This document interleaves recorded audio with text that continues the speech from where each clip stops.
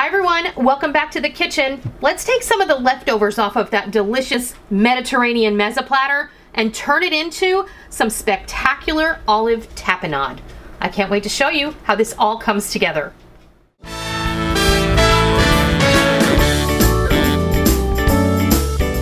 Today we're going to take some of the leftover ingredients from that Mezze platter and we're going to make a bomb olive tapenade. This is super easy to make. It's great on sliced baguette with fresh vegetables. You can use it as a sandwich spread. You can throw it in your pasta sauce for an extra boost of flavor, or you can just toss warm pasta with it and it's absolutely a delicious side dish. This is so easy. So all of these things, or many of these things, came off of our Mezze platter. After I made that for you guys, we ate what we wanted and then I put everything away. So what we have is about a cup of the Kalamata olives. I have the rest of the jar, which is about a cup of those green olives that were brined with the za'atar seasoning.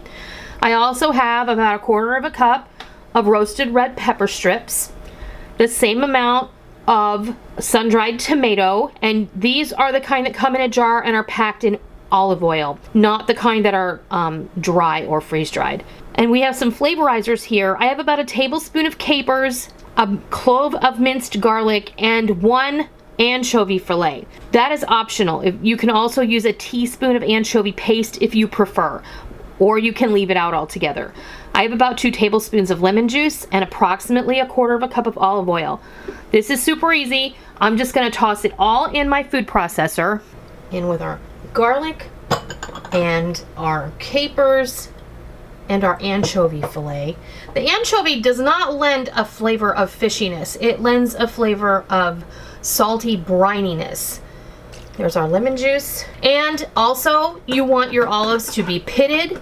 Make sure, if you buy olives with pits in them from the olive bar, you're gonna wanna make sure you take those pits out because you will ruin your food processor. Alternatively, if you don't have a food processor, you can just put all this on a nice cutting board with a big knife and you can just chop it until it's a nice consistency. So now I'm gonna add everything except the olive oil, and I'm gonna pop this lid on here and I'm just gonna pulse this.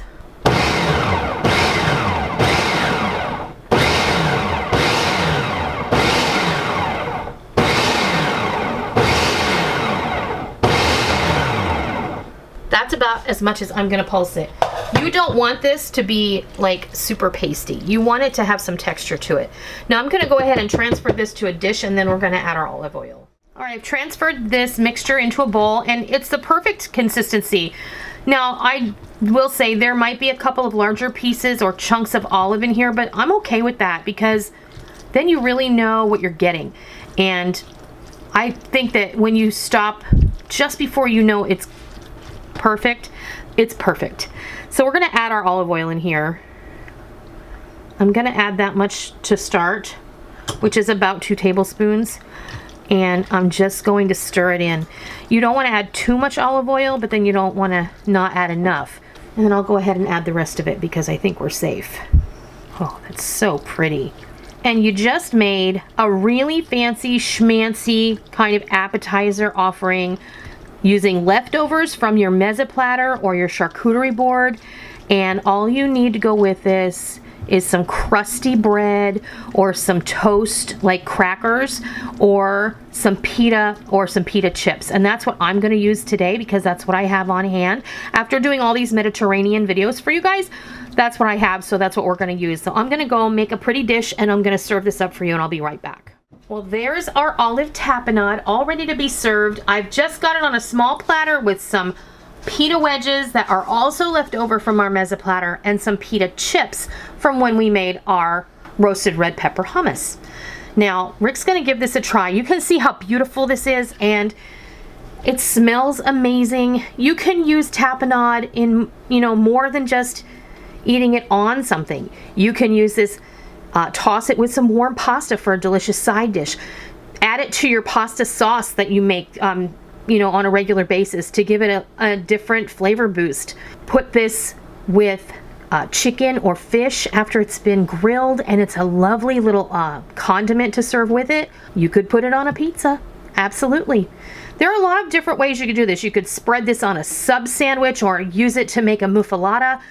There are a lot of ways you can use this. So this is going to keep in an airtight container. If you're going to keep it in a mason jar or something with a tight fitting lid, then this is going to keep in your fridge for at least a month, 3 weeks to a month, and you'll be good to go. So, but just keep it in your fridge. It's super briny, it's super delicious, super packed with olive and sun-dried tomato flavor. And are you ready to taste it? Now they're gonna want you to make a muffaletta. No, yeah, I know, right?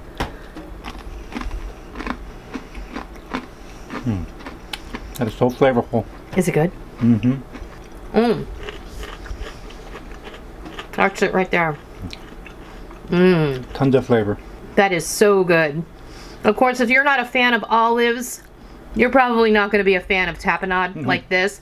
If you have leftovers from your charcuterie tray or your mezza platter that you made up, this is a great way to use them and get a little bit of longevity out of those ingredients rather than just having them sit in jars in your fridge.